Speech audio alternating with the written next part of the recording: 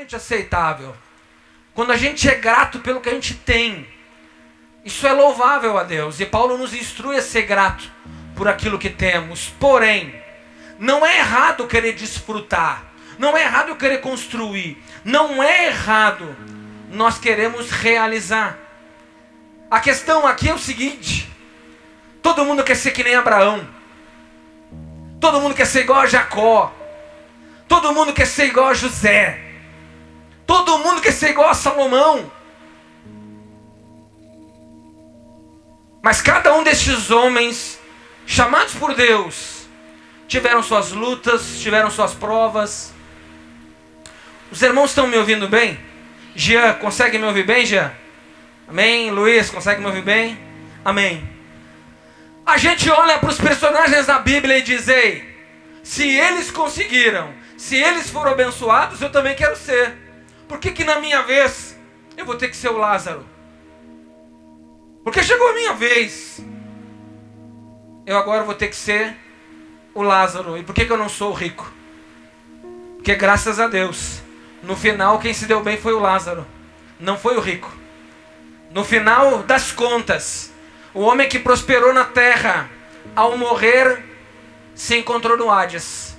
E o homem que aqui padeceu, ao morrer, se encontrou no seio de Abraão.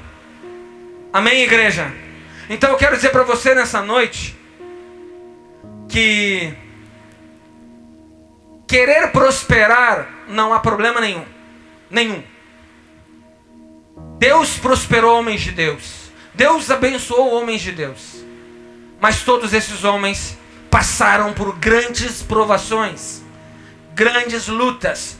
As pessoas querem as bênçãos de José, mas não querem o poço, não querem a casa de Potifar e não querem a prisão.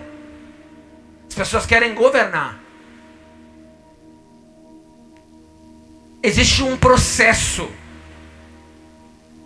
de prosperidade. Eu quero falar disso para você nessa noite. E quem gosta de tema, eu selecionei uma frase. Para quem gosta de pô, aquele dia foi falado sobre isso. O tema é uma pergunta. E essa pergunta você vai olhar para quem está do seu lado e você vai fazer essa pergunta para ele. Pergunte agora para ele: tudo que você faz prospera?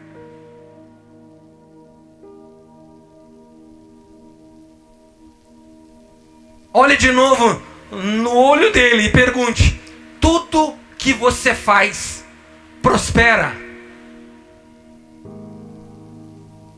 Aleluia. Para nós entendermos um pouco a respeito de prosperidade, nada melhor que entender o que significa a palavra no hebraico, na raiz na qual ela foi escrita. Porque hoje, queridos, quando se fala de prosperidade, a primeira coisa que se lembra é money, grana. E quando você vai lá no significado original da palavra, que significa tessalek, a palavra prosperidade no hebraico significa tessalek, significa avançar. Prosperidade significa avançar no hebraico, progredir, ter um bom resultado, obter sucesso. Logo, prosperidade não está somente ligado a dinheiro, porque aqui está falando de avançar, está falando de progressão, mas está falando de algo que também se fala muito aí hoje, que são pessoas bem-sucedidas. Mas quem diz que pessoa bem-sucedida é feliz? Se assim fosse, muitos milionários não se suicidavam, não tinham depressão e não gastavam boa parte do seu dinheiro com tratamento. Então, queridos, eu estou aqui falando coisas que você já sabe, mas eu quero entrar na parte de prosperidade que envolve relacionamentos, que envolve, querido, pequenas conquistas. Prosperidade essa que traz para nós satisfação. Essa prosperidade, poucas pessoas se alegram com ela. Por quê? Ao longo de 10, 15 anos, muitas igrejas vieram pregando a teologia da prosperidade, a teologia do dinheiro, a teologia que todo mundo vai ser Abraão, todo mundo vai ser Jacó, todo mundo vai ser Salomão. E quantos eu e você conhecemos que nasceu cristão, classe baixa, classe média, e morreu dessa forma? Só que ele pode ter sido isso. Alguém que parece que não teve um bom sucesso. Mas por muitas vezes, nestes lugares que parecem ser humildes, simples, há uma presença de Deus incomparável. Incomparável, queridos. Então, eu quero embasar essa prosperidade que eu quero falar nessa noite para vocês no Salmo 1. Projeta para mim aí, mano. Salmo 1, na versão NVI. Eu quero agora, em nome de Jesus, repreender toda tentativa maligna de tapar os teus ouvidos. Em nome de Jesus, que você possa ficar atento ao que vai ser falado aqui nessa noite. Porque toda vez que eu começo a ministrar, eu sempre uso 2 Timóteo 3,16, que diz que a palavra é inspirada por Deus e ela é proveitosa para nos ensinar. Talvez nessa noite aqui alguém vai ser ensinado. Também diz que a palavra ela é útil para corrigir os nossos erros. Também diz que a palavra nos instrui na verdade. Então eu não sei o que Deus vai falar contigo nessa noite. Eu só sei, querido, que cutuca teu irmão do lado aí, se ele tiver com o zoinho pequenininho, e diz para ele, não é hora de dormir, é hora de se alimentar. Amém, querido? Salmo 1, então, a partir do verso 1, está escrito assim: como é feliz aquele que não segue o conselho dos ímpios, não imita a conduta dos pecadores, nem se assenta na roda dos zombadores.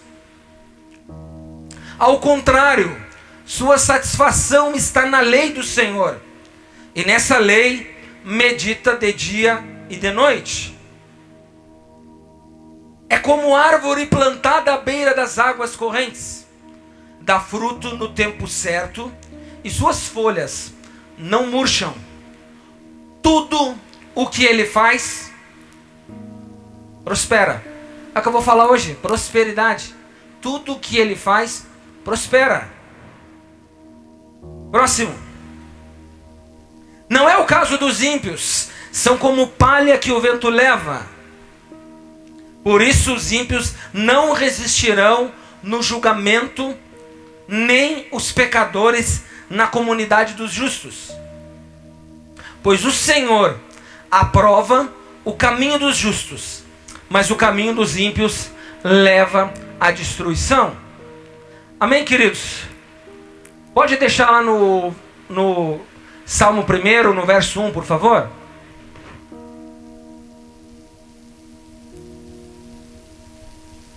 O Salmo 1, primeiro ele já revela algo que tem hoje entrado dentro de lares e tem roubado algo chamado felicidade, algo chamado alegria. E o Salmo 1 começa dizendo: como é feliz. Não me responda, mas quem aqui de nós, não me responda por favor, mas quem aqui de nós é plenamente feliz? Quem de nós aqui é plenamente feliz? Nada tira sua alegria, nada tira sua felicidade, seja problema, seja doença, seja batalha espiritual, seja o que for, nada. Você está sempre alegre, feliz. Se você conhece alguém assim, me apresenta. Porque eu creio, queridos, que a felicidade, ela se concretiza na intimidade com a pessoa de Jesus. Eu quero primeiramente dizer aqui para você que existem coisas que acontecem na sua vida que podem estar roubando a sua felicidade. Com base no Salmo 1, no verso 1, ele começa dizendo: como é feliz aquele que não segue o conselho dos ímpios.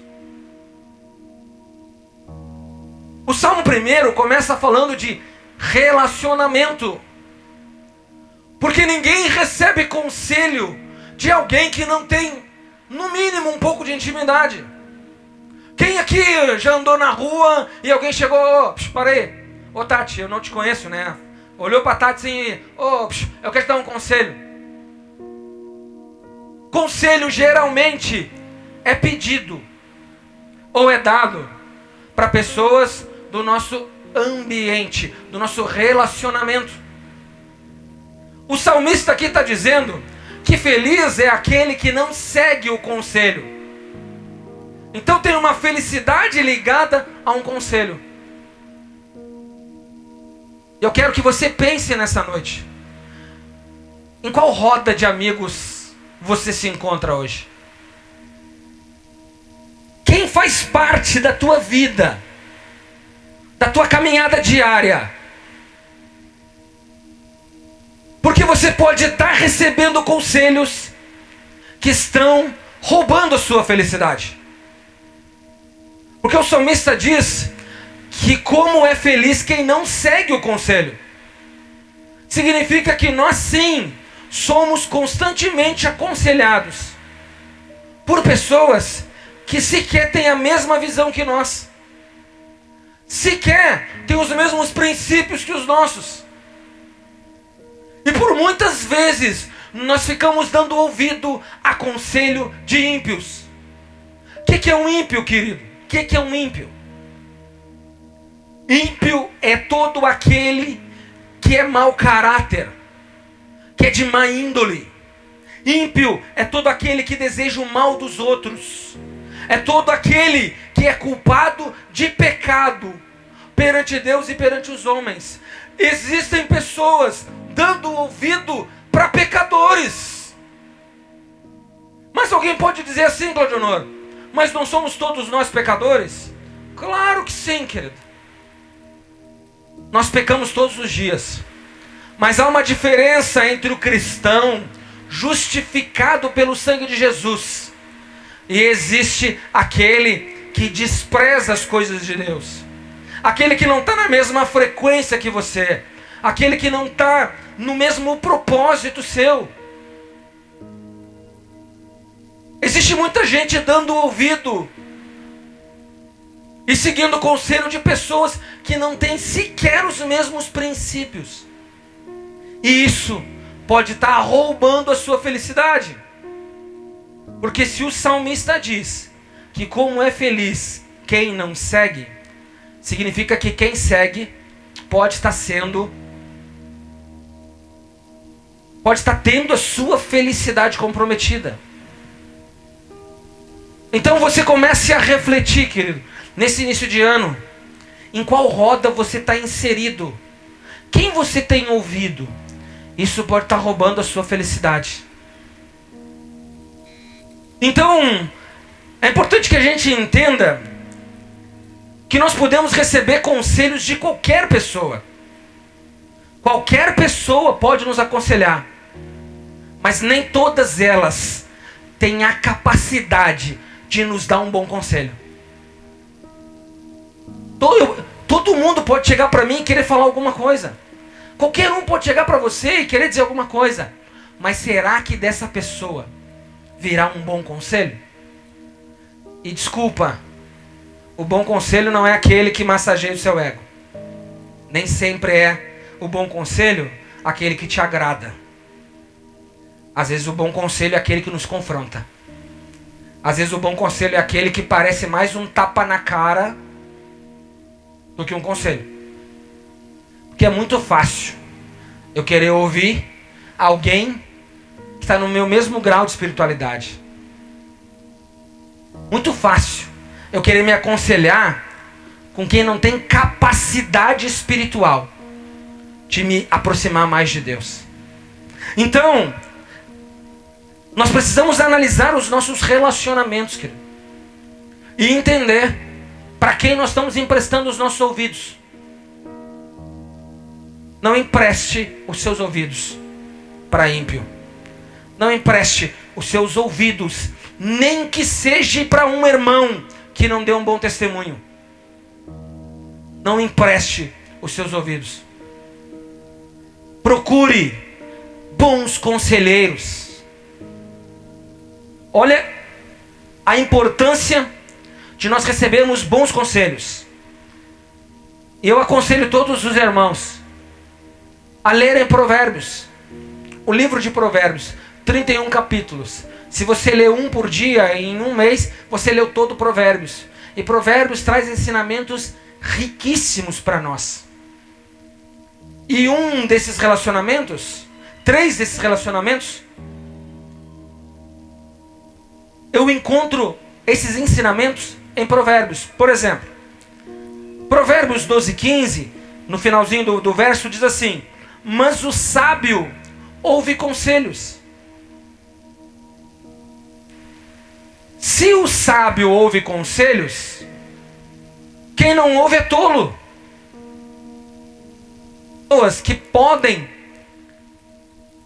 nos trazer mensagens poderosas, seja de exortação, seja de ensino. Tome cuidado com aquele seu amigo que concorda com tudo que você faz. Tome cuidado. Talvez haja um outro interesse além disso. Preste atenção. Os melhores conselhos são dados quando eles provêm da palavra. Pensa como é maravilhoso. Você está passando por uma situação na sua vida e você procura alguém. E esse alguém diz assim: mas tem uma passagem bíblica que fala a respeito disso. E a pessoa vem e te dá um conselho com base na palavra. Isso é poderoso demais, querido. Nossos conselhos precisam vir primeiro das Escrituras. Nossos conselhos devem primeiro vir das Escrituras. Eu vou lá bater um papo com o meu irmão a respeito de relacionamento. Mas o cara está adulterando. O que esse cara vai me falar sobre relacionamento? Não, eu vou lá procurar um irmão para me aconselhar com ele. Mas todo mundo sabe que o irmão vive na mentira. Precisamos, igreja, passar um filtro e rever quais são as pessoas que nós estamos nos relacionando. Com quem nós estamos buscando conselhos? Porque os conselhos podem sim estar trazendo tristeza para a tua vida. Os maus conselhos com base no Salmo 1. Busque conselhos de pessoas maduras. Busque conselhos de pessoas experientes. Quantos lembram da história de Roboão, filho de Salomão? Roboão assume o lugar de Salomão. O povo estava em crise. O povo recebe Roboão como rei. Os anciões, os homens mais maduros, os mais experientes, vão até Roboão e mostram o cenário para ele do povo e liberam um conselho. Os irmãos conhecem a história. Roboão despreza o conselho dos maduros e vai se aconselhar com quem? Com pessoas da sua mesma idade, pessoas com a mesma experiência dele. Sabe o que aconteceu? Fracasso. Só tem uma maneira, igreja, de você se aconselhar com alguém que é menos maduro que você. Se ele lhe aconselhar, segundo as Escrituras. A Escritura nivela todo mundo. O aconselhamento com base nas Escrituras não tem idade. Pode vir da Laís, pode vir do Jean, pode vir do Luiz, pode vir do Ian, pode vir da minha filha Lauren. Se é da Bíblia, se vem com base nas Escrituras, receba. Mas não adianta hoje eu querer chamar o Pedro e pedir conselho para ele a respeito de relacionamento de marido e mulher. Correto, Pedro? Eu vou colocar o Pedro num baita de um problema. De novo, igreja, não é hora de nós perdermos tempo com pessoas que podem estar roubando a nossa felicidade. Cuidado com seus conselheiros. Provérbios também fala assim, Provérbios 13:10, o orgulhoso só gera discussão, mas a sabedoria está com os que tomam conselho. Não é feio, querido, eu chegar para você e pedir um conselho. Não há problema nenhum nisso. O problema está quando eu desprezo os maduros, os experientes, e quero eu sim, por muitas vezes, no meu orgulho, tomar as minhas decisões. Eu posso ter um grande problema. Os planos fracassam por falta de conselho. Provérbios 19:20. Desculpa, Provérbios 15:22. Os planos fracassam por falta de conselho, mas são bem-sucedidos quando há muitos conselheiros. Está falando de plano, de projeto. Pô, tô a fim de abrir um negócio. Vou conversar com quem entende de negócio. Vou buscar conselheiros, pessoas que eu sei que querem o meu bem. Eu quero abrir um negócio. Eu vou conversar com alguém que não tem negócio, que não trabalha com negócio. Você está entendendo o que eu quero dizer? Salmo 1 está dizendo que a tua felicidade pode estar sendo comprometida por você estar dando ouvidos a pessoas que não têm sequer os mesmos princípios que você. Não dê ouvidos para essas pessoas. Sabe por que é tão perigoso nós darmos ouvidos às pessoas? Porque tem até pessoas próximas de nós, com boa vontade, Ivana, mas que podem nos dar um conselho ruim. Eu mostro para você na Bíblia. Jó. O que aconteceu com Jó? Deus permitiu que o Satanás tocasse em Jó. O que a mulher de Jó aconselhou ele a fazer? Morre. Despreze teu Deus. Conselho da mulher de Jó. Abraão. O que Sara inventou para Abraão? Um baita de um problema. O que ela falou para Abraão? Acelera a promessa. Dá uma chegada na Agar. Dá uma chegada na Agar, eu libero. O que Abraão fez? Seguiu o conselho da Sara. Arrumou um problema. Você quer mais um que se deu mal porque não ouviu um conselho? Ló. Abraão vai até Ló e diz: não vai para as terras de Sodoma. O que Ló fez? Não seguiu o conselho de Abraão. Se deu mal, perdeu a sua mulher. Mas tem alguém na Bíblia que me chamou muito a atenção, que ouviu um bom conselho. Projeta para mim lá, por favor, Êxodo 18:13. Quantos conhecem Jetro, sogro de Moisés? Esse é o nome dele, Jetro, sogro de Moisés. Êxodo 18 fala que o sogro de Moisés foi visitar ele, fez holocaustos a Deus e permaneceu com Moisés. No dia seguinte, ele observa Moisés em pé, atendendo todas as necessidades do povo. Moisés tinha que julgar causas. Moisés tinha que ensinar o povo. Moisés tinha que aconselhar as pessoas. E Jetro olha, é Jetro o nome mesmo? Estou falando certo? Os homens da Bíblia aí, por favor. Jetro, né? E Jetro para e olha para Moisés e diz: cara, esse fardo é pesado demais. Moisés falava com Deus. E Jetro foi lá lhe dar um bom conselho. Moisés, separa homens. Vamos ler o texto? No dia seguinte, Moisés assentou-se para julgar as questões do povo.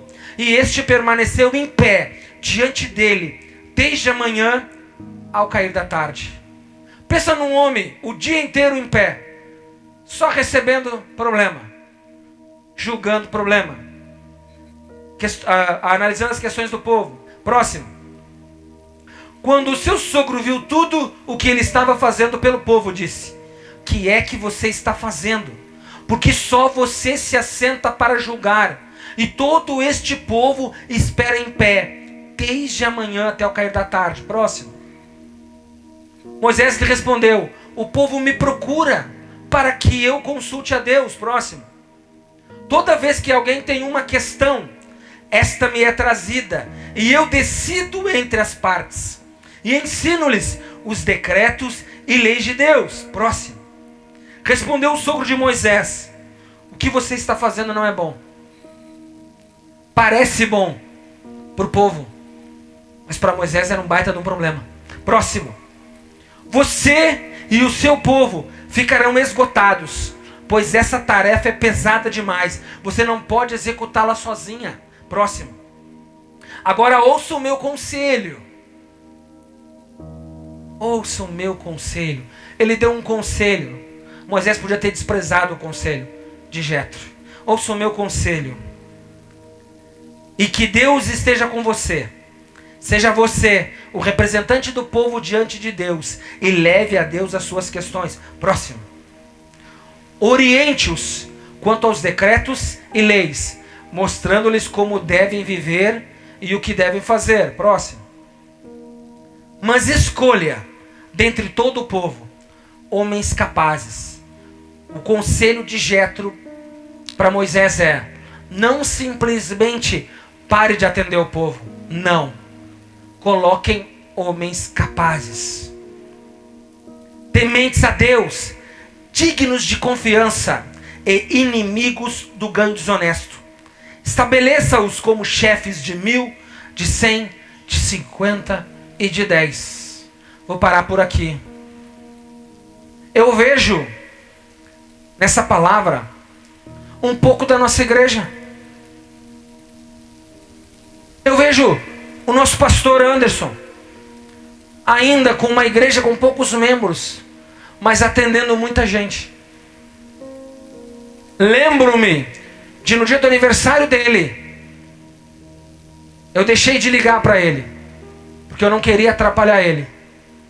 Mas nós no outro dia nos falamos, e ele disse que teve que ir numa casa atender algumas pessoas que estavam passando por problemas. E eu conheço a agenda do meu pastor, e sei que ela é intensa, e sei que ele não vai deixar de ir em lugar nenhum quando for chamado. Mas nós líderes, precisamos sim olhar para o nosso pastor e ver se ele não está com um fardo muito pesado. Precisamos nós, Letícia, nós, Claudionor, nós, Cristiano, precisamos nós nos posicionarmos como homens de Deus, nos capacitarmos, sermos a cada dia mais tementes a Deus e cheios do Espírito Santo, para poder governar sim, sobre 10, sobre 100, sobre 1000. Quando eu olho os líderes de conexões, é isso que eu vejo. Eu vejo Rodrigo e Kelly dando suporte na sua conexão e tentando ajudar os irmãos. Casos mais difíceis, levem para o pastor. Pensa, queridos, o quanto vai ser melhor para a vida de todos. Quanto mais nos capacitamos, mais temos condições de ajudar uns aos outros. Então, eu falei para você apenas uma parte do Salmo 1, aonde ele nos alerta e condiciona a nossa felicidade a conselhos. Mas ele também fala para que nós não venhamos a imitar condutas de certas pessoas. Quem aqui não passou algum tempo perto de alguém e daqui a pouco começou a reproduzir as coisas que essa pessoa falava? Eu lembro da Lauren, quando nós fomos morar em Goiânia. Estávamos menos de um ano em Goiânia. Aí um dia, Lauren, pai, vixe, né? Eu, vixe o quê? Não sei o que, o trem bom, né? E eu, que trem bom, minha filha? Não sei o que, o ai. E eu, falei, minha filha, não faz nenhum ano que tu tá em Goiânia. Que negócio é esse de trem bom, o ai, sou? Isso é coisa deles aqui, nós é barbaridade. Ela dava risada. Também lembro do meu irmão mais velho, entrou para os fuzileiros navais, ficou 3 meses em isolamento, em recrutamento. Quando o meu irmão voltou, ele parecia uma chaleira. Meu irmão começou a imitar as pessoas com que ele estava na volta. E o salmista está dizendo assim, que a nossa felicidade está em não imitar a conduta de pecadores.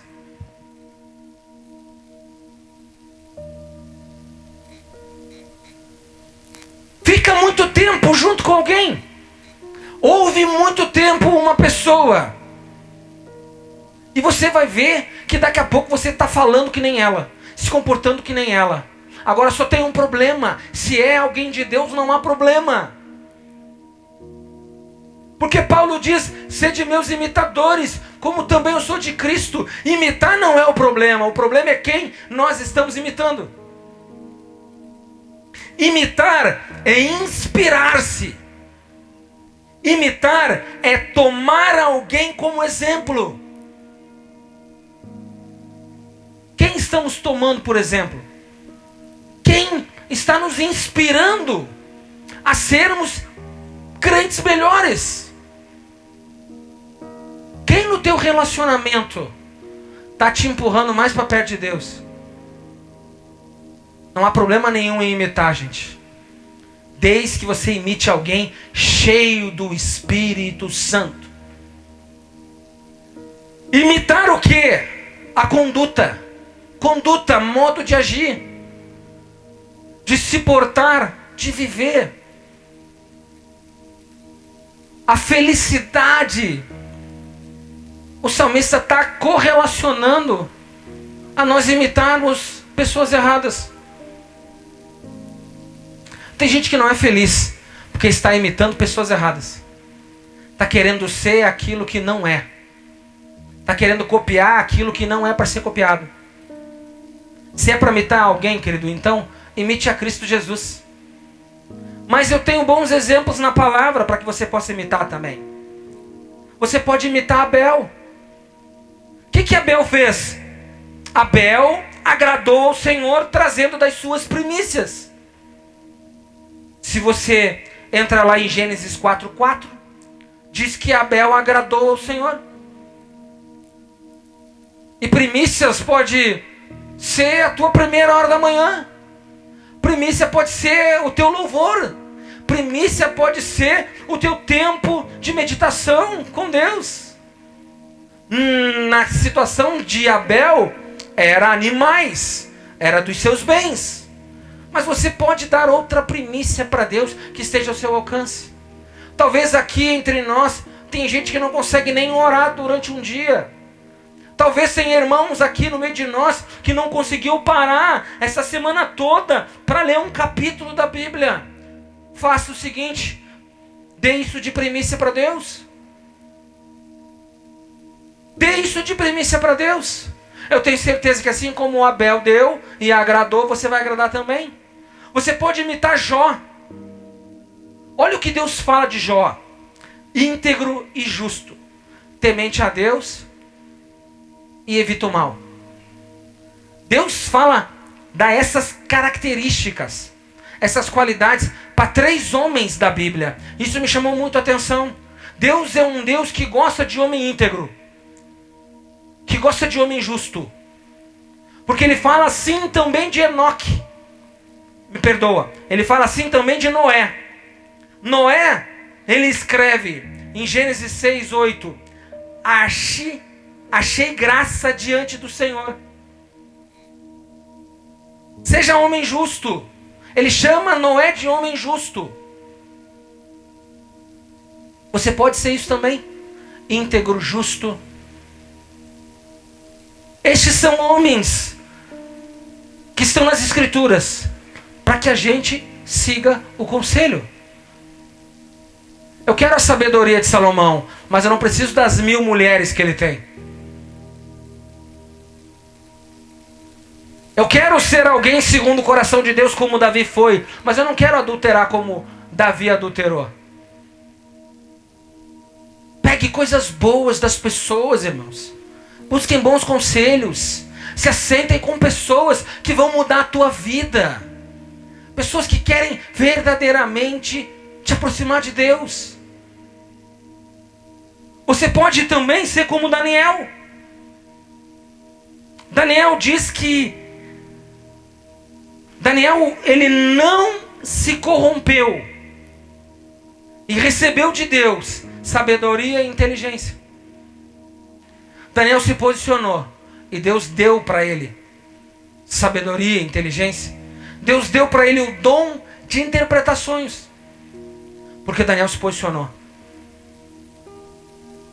Irmãos, tem muitos exemplos na Bíblia de homens que são dignos de ser imitados. Abraão, por exemplo, ouviu a voz de Deus e obedeceu. Muitos estão dando ouvidos à voz de homens, estão esquecendo que aqui nós encontramos os melhores conselhos. Aqui nós encontramos aqueles que nós precisamos ser semelhantes, aqueles que nós precisamos imitar. E isso está afetando a felicidade das pessoas. Porque se feliz é aquele que não recebe o conselho, que não imita a conduta, e ainda diz que ele não se assenta à roda de zombadores. Com quem você está se assentando? Cuidado com a estratégia de dizer que você está querendo ganhar aquelas almas. Se você começar a repetir as mesmas coisas que essa pessoa está fazendo, você não está influenciando ela. Você não está ganhando ela. Ela está ganhando você. É ela que está ganhando você. Não é você que está ganhando ela. Eu não vejo Jesus querendo agradar pessoas. Eu vejo Jesus dando uma ordem: entrem nas cidades, preguem o evangelho. Aqueles que receberem vocês, entrem nas casas, se alimentem com aquilo que derem para vocês, preguem a palavra. Os que não receberem, as cidades que não receberem vocês, até a poeira dos pés tirem. Eu não vejo Deus implorando para ninguém aceitar Ele. O exemplo que eu dou é o jovem rico. O jovem rico estava na frente da salvação. O jovem rico estava na frente da prosperidade. O jovem rico estava na frente daquele que tem todo o poder no céu, na terra e embaixo da terra. E ele simplesmente rejeitou. Jesus correu, se jogou nos pés do jovem rico e falou: pelo amor de Deus, me aceita, me aceita. Foi isso, né? Foi isso, igreja? Jesus apenas chorou. Porque aquele jovem rejeitou a graça. Aquele jovem rejeitou o favor imerecido.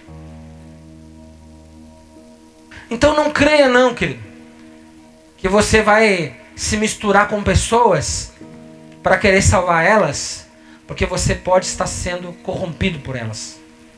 É muito mais fácil, é muito melhor você se encher de Deus na comunidade dos santos e dar um bom testemunho para essas pessoas, do que você achar que você vai lá,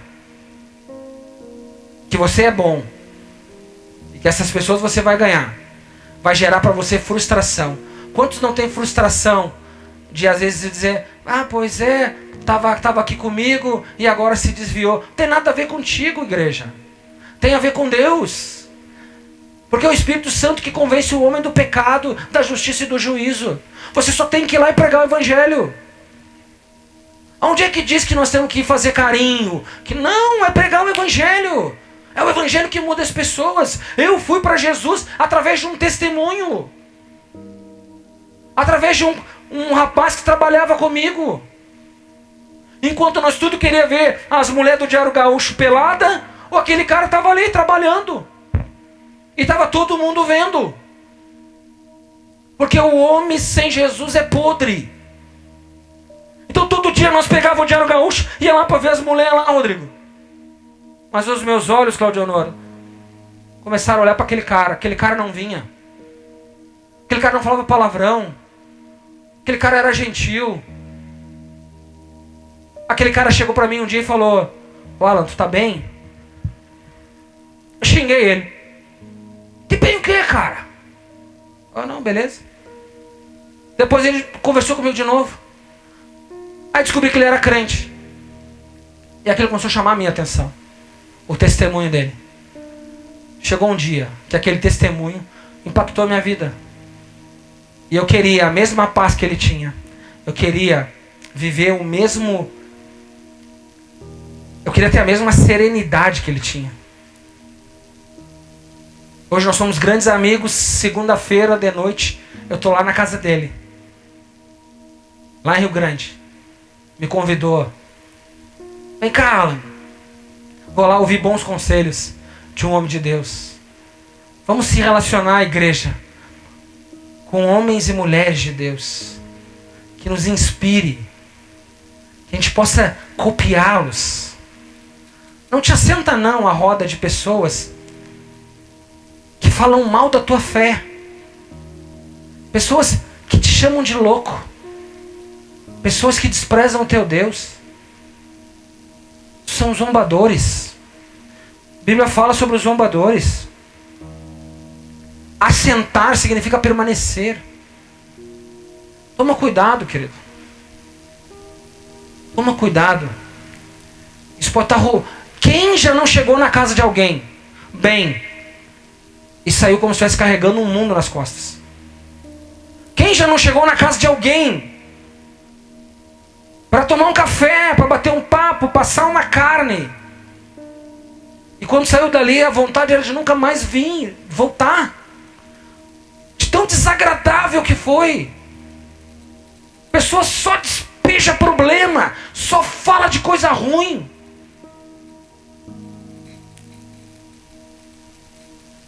Eu não estou dizendo para nós nos afastarmos das pessoas. Eu estou dizendo: tome cuidado, porque essas pessoas podem estar influenciando a tua vida. A tristeza delas, a murmuração delas, os problemas delas podem estar afetando a ti, a tua casa, os teus filhos. Não tem nada a ver em nós nunca mais irmos lá. Não tem nada a ver. Mas daqui a pouco nós vamos parar de ir mesmo. Daqui a pouco nós vamos diminuir a frequência de visita mesmo. Porque não dá.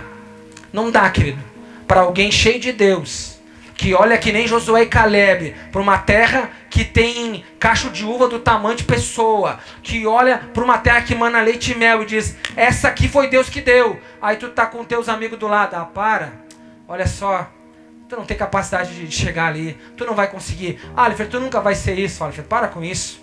Ei, se afasta de gente que não te joga para cima. Te afasta de gente que não te empurra para Deus. Afasta-te de pessoas que não te aconselham segundo as Escrituras. Não é você que salva. Quem salva é o Espírito Santo. Amém, queridos? Aprenda uma coisa que a matemática nos ajuda. Vou usar da matemática para tentar dar um exemplo para vocês. Na regra da matemática, menos e menos é? Hã? Como assim? Menos e menos é mais. Por quê? Porque se eu, Alan, que sou menos, andar com o Juan, que tem o mesmo princípio, o mesmo valor, a mesma visão, tá indo para o mesmo caminho, vai dar mais. No mínimo, esse cara vai me ajudar a andar com ele. Menos e menos é mais. Agora, mais e mais é bom demais. Tô eu lá mais, evoluindo, progredindo. Aí eu cruzo o caminho do Alifer, que é mais, que tá voando. Mais e mais é mais. Você está vendo que quando há igualdade nos relacionamentos, há crescimento? Só que tem muita gente que é mais e está se relacionando com menos. Mais e menos é? Mais e menos é? Tá lá você com um propósito, caminhando, andando, e daqui a pouco chega um menos na tua vida. E você quer somar com ele. Ele vai te subtrair. Ele vai te parar. Ele vai atrasar o teu propósito. Então não anda com menos se você é mais. Não anda, não te assenta, não aceita o conselho de quem é menos. Eu não estou falando de inferioridade, não, estou falando de propósito, de caminhada. Eu prefiro ser menos com o Rodrigo, porque eu e ele junto damos as mãos e avançamos, do que eu querer dar a mão para um ímpio, que eu vou dizer para ele, eu vou orar agora para Deus, eu tenho certeza que Deus vai abrir a porta. Aí o cara vai dizer, Deus vai abrir a porta? Não. Tu não tem faculdade? Tu não tem? Que Deus vai abrir a porta? Que zombador. Zomba da tua fé. Zomba daquilo que tu acredita. Não acredita em milagre. Cara, mais e menos vai dar menos. Ele vai puxar você para baixo. Já estou terminando, igreja. A felicidade que o salmista, que Davi revela no Salmo, diz que como é feliz quem não se aconselha, quem não imita a conduta e quem não se assenta com os zombadores. Eu não sei qual é o seu nível de felicidade hoje, de contentamento, o seu nível de satisfação. Mas eu quero que você pense e olhe se você não está sendo influenciada por gente que é menos. Porque você é mais. Pense nisso, igreja. E o salmista continua dizendo que ao contrário, a sua satisfação está na lei do Senhor. Contentamento, alegria, prazer. Quem tem prazer em ler esse livro? É prazer, querido. Você sabe o que é prazer? Casados sabem muito bem o que é prazer. Você tem esse prazer? Você tem essa alegria? Porque o salmista está dizendo, ao contrário, a satisfação está na palavra. E nela medita de dia e de noite. Você quer medir como está o teu relacionamento com Deus? Meça o tempo que você tem de intimidade com Ele. É exatamente esse tempo que tu tem com Ele é a intimidade que tu tem com Ele. Qual é o tempo que tu está dando? Se isso aqui não te dá prazer, igreja, há um grande problema. Porque o nosso Deus decidiu se revelar por aqui. Como eu ouço gente, Claudionor, dizendo, eu não gosto de ler. Querido, só tem uma maneira de você conhecer papai. E a prosperidade que eu comecei a falar está ligada a esse livro. Está ligado na meditação desse livro de dia e de noite. Os primeiros versículos está condicionando felicidade. Mas agora ele está dizendo que a sua satisfação está na lei. e nela medita de dia e de noite. Você não precisa levantar a mão, não precisa falar nada, mas todos aqui já leram toda a Bíblia? Talvez alguém vai dizer assim, eu já li. Aí eu vou ser bem franco com você, não fique bravo comigo não. Não quer dizer nada isso. Porque o segredo está em meditar. E meditar, querido, significa refletir. Porque se eu pegar um texto fora de contexto, eu crio uma baita de uma heresia. Um baita de um problema. Como nós falávamos no outro ministério, ao terminar as comunhões, o Senhor é meu pastor, e todo mundo, nada me faltará. A gente usava essa frase, tudo posso naquele que me fortalece. É lindo isso, igreja, claro que é. Mas como é bom saber o porquê do tudo posso naquele que me fortalece. Se você ler, querido, você vai ver que para falar o que Paulo falou, ele passou por poucas e boas. Até chegar ao ponto de dizer, todas as coisas eu posso naquele que me fortalece. A questão, então, está em a gente buscar a nossa satisfação na palavra. Você tem lido a palavra?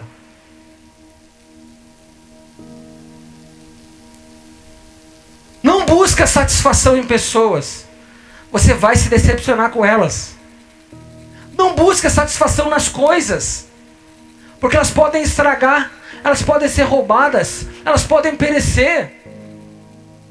Não condicione a alegria de vocês a coisas, a objetos e até mesmo em pessoas. Nós precisamos, igreja, aprender a nos satisfazermos com Deus, com Cristo e com o Espírito Santo. Porque se eu botar a minha filha na frente de Deus, eu não sou digno dele. Nós somos uma geração que lê pouco. E não precisa o pastor criar aqui, Wagner, o dia da leitura da palavra. Cara, abre na tua casa. Alguém pode dizer, mas tem que ter o dia da oração. Ora na tua casa. Começa orando na tua casa. Com a tua família. Com os teus filhos. Quando todas as famílias da igreja começarem a orar nas casas, a ler a palavra nas casas, a jejuar nas suas casas, isso vai transbordar para o prédio. Irmãos, vai ser um poder e uma unção que você não vai ter ideia. Mas tem gente que deixa para esse momento. Só para esse momento. Ora só aqui. Abre a Bíblia só aqui. Louva só aqui. Meça o seu relacionamento com o tempo que você está tendo com Deus no seu dia a dia. Pode ser no carro. Você pode adorar a Deus no seu carro. Você pode adorar a Deus indo para a sua escola. Agora, perdoa a sinceridade. Nada contra quem gosta de música secular. Nada contra, nada contra. Mas não adianta sábado. Tá gravando, né? Ah, né? Não adianta sábado, querido. Você juntar a mãozinha assim, ó, e começar a cantar é uma ciumeira. E tomar uns bergue. E deitar achando que está feliz. E no domingo você quer sentir a glória de Deus. No domingo você quer sentir a presença dele.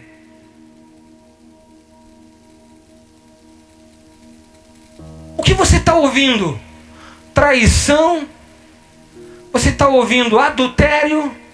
Você está ouvindo um monte de porcaria. Depois você está achando que seu marido está lhe traindo. Que a sua mulher está lhe traindo. Daqui a pouco você está achando que não, para aí. Se tem uma coisa, e o Wagner sabe muito bem disso porque ele é ministro de louvor. Se tem uma coisa que encuca na cabeça das pessoas, é essa tal de música. Quantos aqui que não ouviram uma frase de uma música em um dia e não ficaram o dia inteiro pensando nela? E dizer: que inferno é isso dessa música, desse refrão nos meus ouvidos? Sai, está repreendido. Porque a música, ela tem esse poder de mexer com a gente.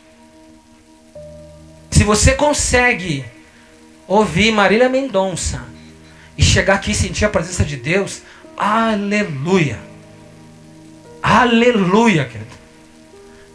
Eu não estou dizendo que você não pode ouvir, tá? Por favor. Não é isso. Ouça o que você quiser, você é livre. Mas é totalmente diferente, querido. Você na sua casa, fazer ela estar cheia da habitação de Deus. Porque Deus habita no meio dos louvores. Você quer Deus na sua casa? Ponha louvores. Adore a Deus na sua casa.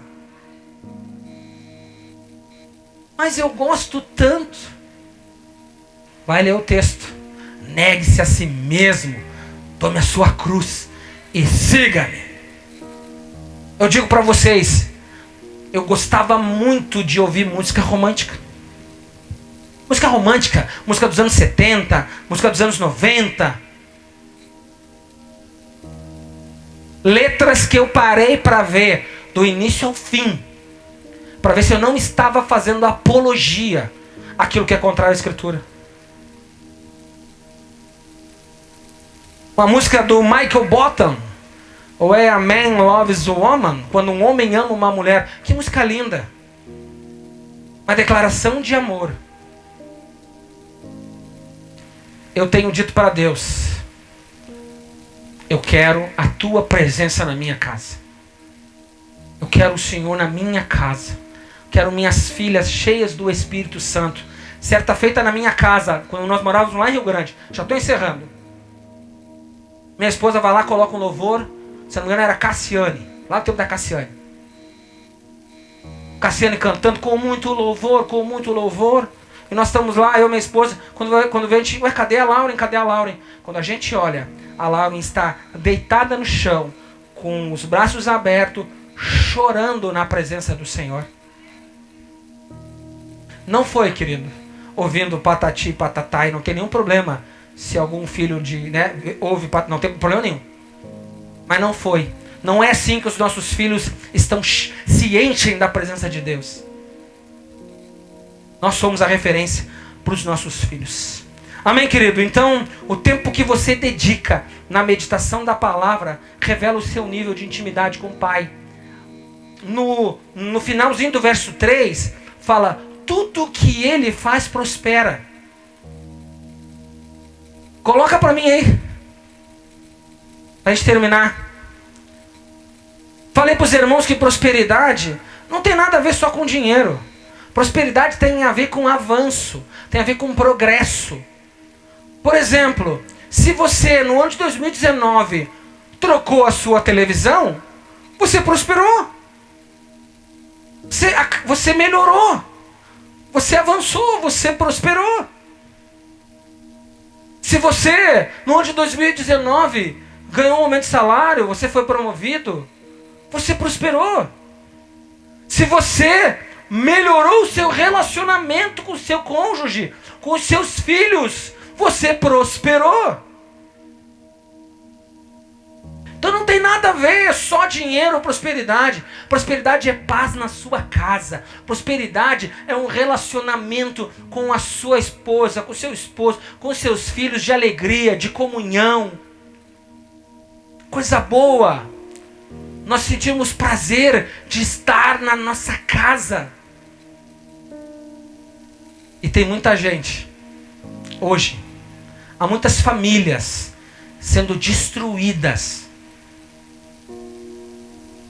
porque estão deixando outras coisas entrar, em vez de priorizar o Senhor. O que eu pedi para botar aí? Salmo 1, verso 1. Próximo. Então aqui ele fala. É interessante isso, mas não vai dar tempo. Eu vou pular. Mas leia depois o Salmo 1, por favor. você vai ver que nós somos comparados a uma árvore plantada à beira de um ribeiro. Aquela árvore é eu e você. Aquele ribeiro de águas é o Senhor, é a sua palavra. É através das águas que a árvore recebe seus nutrientes.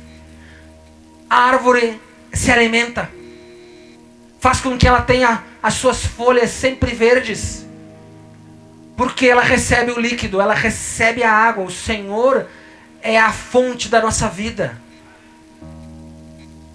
Pegue o Salmo 1 e leia com muita calma no dia de hoje. Você vai ver que ele vai falar poderosamente com você. Vai no próximo, por favor. Ah não, era ali mesmo no finalzinho. Ali ó. É como árvore plantada à beira de águas correntes, dá fruto no tempo certo. Ei, você vai dar fruto no tempo certo. Você só precisa estar sendo nutrido pelas águas, pela corrente. Você vai prosperar ligado na água, na fonte. Porque ele fala que vai dar fruto no tempo certo, e suas folhas não murcham, e tudo que ele faz prospera. Tudo que você faz, quando você está firmado nessa palavra, ligado nela, se alimentado por ela, você vai prosperar. Então a prosperidade não está nas coisas. A prosperidade está no Senhor Jesus. A prosperidade está na sua palavra. Então eu quero te desafiar nesse início de ano. Faça um propósito com Deus. Dê a Ele uma primazia. Não fique sem ler um dia sequer. Você consegue fazer isso? Se coloca de pé, igreja. Você consegue fazer isso?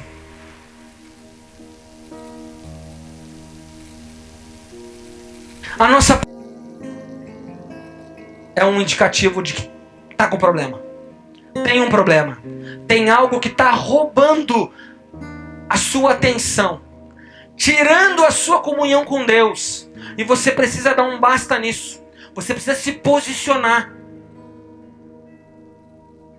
Você precisa querer mudar de vida, mudar as circunstâncias. Quantas pessoas têm medo de falar do Evangelho? Porque não conhecem o Evangelho. Certa feita, o meu irmão, na casa de uma pessoa, uma menina se endemonia. E a oração do meu irmão foi: sai dela, mas não entre em mim. Fechou os olhinhos e disse: sai dela, mas não entre em mim. Sai dela, mas não entre em mim. Você tem autoridade para repreender todo o mal.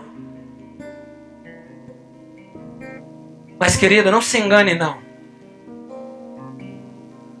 A sua intimidade, sua prosperidade está quando você encontra satisfação ao abrir a Bíblia.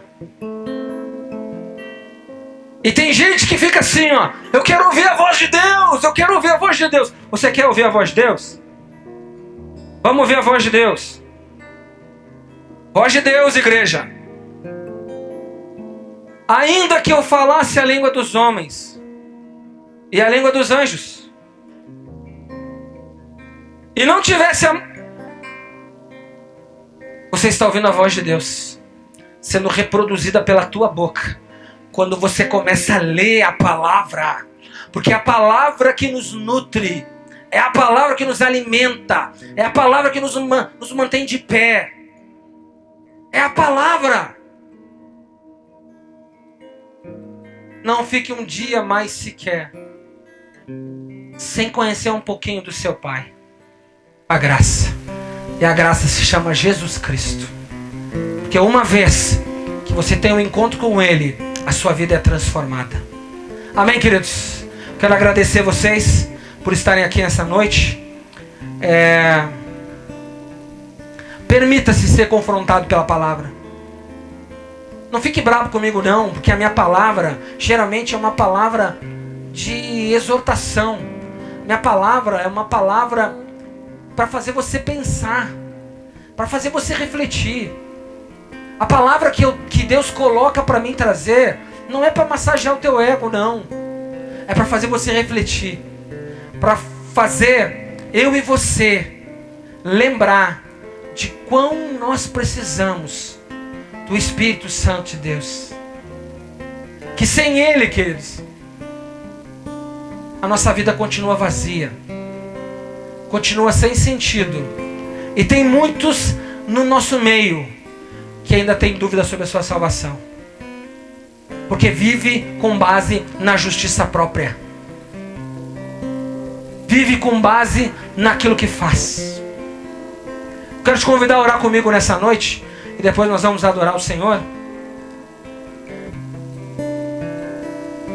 Mas, querido, se você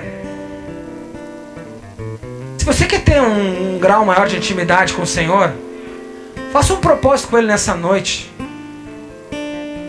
Te leia a palavra dele todos os dias. O Jonathan, certa feita, me deu um baita de um exemplo. O Jonathan ouvia a Bíblia dentro do carro dele. Enquanto ele ia para o trabalho, ele botava na Bíblia, a Bíblia para ouvir. Existem 1 milhão de maneiras de você estar conectado com a palavra. O Jonathan, naquele momento, naquele tempo, se deslocava para o seu trabalho ouvindo das Escrituras e se edificava. Amém, Jonathan? Monte uma estratégia de guerra. Não aceite ficar um dia sequer sem entrar no teu quarto, trancar a tua porta e falar com Deus em secreto, porque Ele te ouve no secreto e ainda te recompensa. Mas quantos pararam de entrar no quarto, de fechar a porta, de dobrar o joelho?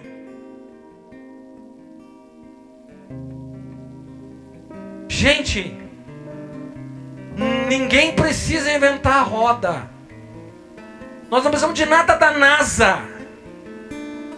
As coisas continuam sendo simples. Basta apenas posicionamento.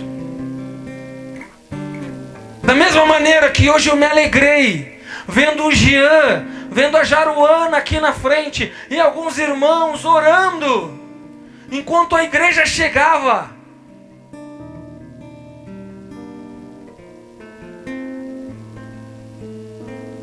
Se alegre você também, fazendo algo para Deus.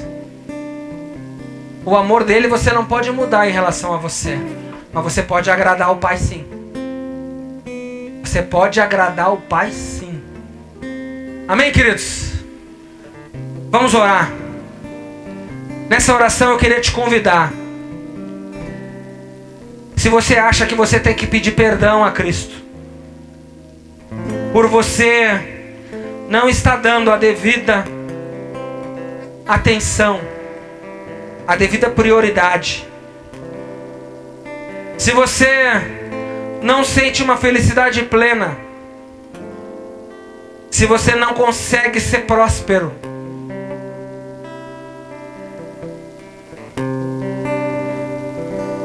eu creio que esse livro restaura famílias.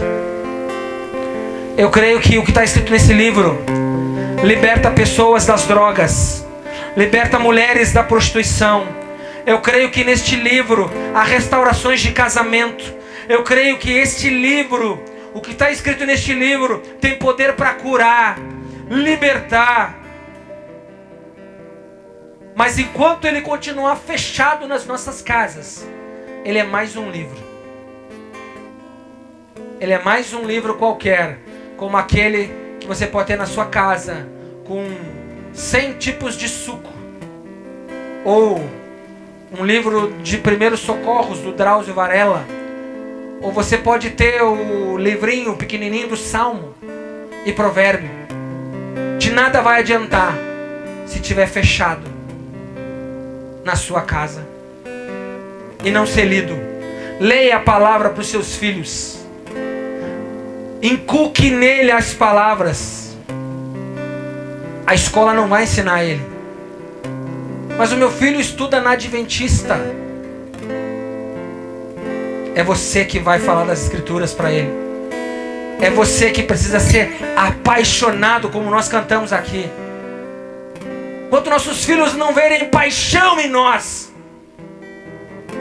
eles podem nunca se apaixonar por algo que eles não enxergam paixão em nós.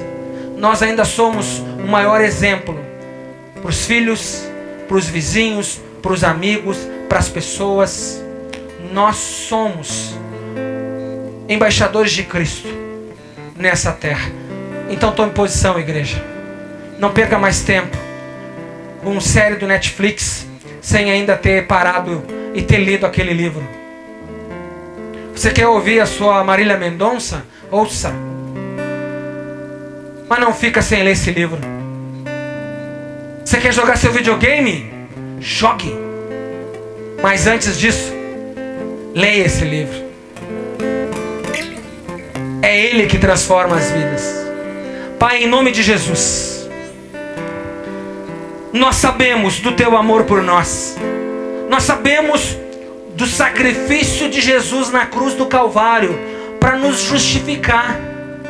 Nós sabemos que não há mais nenhuma condenação para aqueles que estão em Cristo Jesus. Mas, Pai, Tu nos deu tudo, Senhor. E o que nós estamos te retribuindo? O que nós estamos fazendo com essa liberdade, com essa salvação? O que nós estamos fazendo, Senhor, com o nosso tempo? Quem estamos dando ouvidos? Quem estamos imitando? Com quem estamos nos assentando? Faça de nós árvores frutíferas. Plante no Senhor, ó Deus, nessa palavra. Faça-nos entender as Escrituras, para que em tudo nós sejamos prósperos. Livra-nos da ganância, da avareza. Livra-nos, Senhor, ó Deus, do orgulho, de achar que sabemos tudo, que somos dono da razão, que só nós sabemos a verdade. Livra-nos da religiosidade. Não se compare com outro irmão. Não queira que ele faça o que você está fazendo. Dê um bom exemplo. É tempo. Estamos nos últimos tempos. Os sinais estão mostrando. O mundo está se corrompendo. Nós, cristãos, peregrinos e forasteiros, embaixadores, nós que sabemos que não somos daqui, precisamos aproveitar este tempo e pregar a palavra em tempo e fora de tempo, viver a palavra todos os dias, transbordar desta palavra. Desfrutaremos também, enquanto estivermos aqui, de coisas muito boas, porque o Senhor tem coisa boa para os seus filhos. O Senhor ama seus filhos, e não tem filho que venha a pedir um pedaço de pão e que o Senhor dará uma pedra.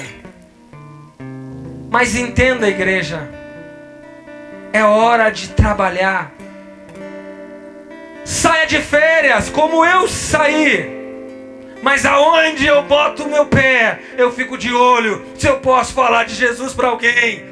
Eu fico de olho se tem alguém olhando para mim, porque eu preciso dar um bom testemunho. Eu saio de férias, mas eu não saio de Cristo.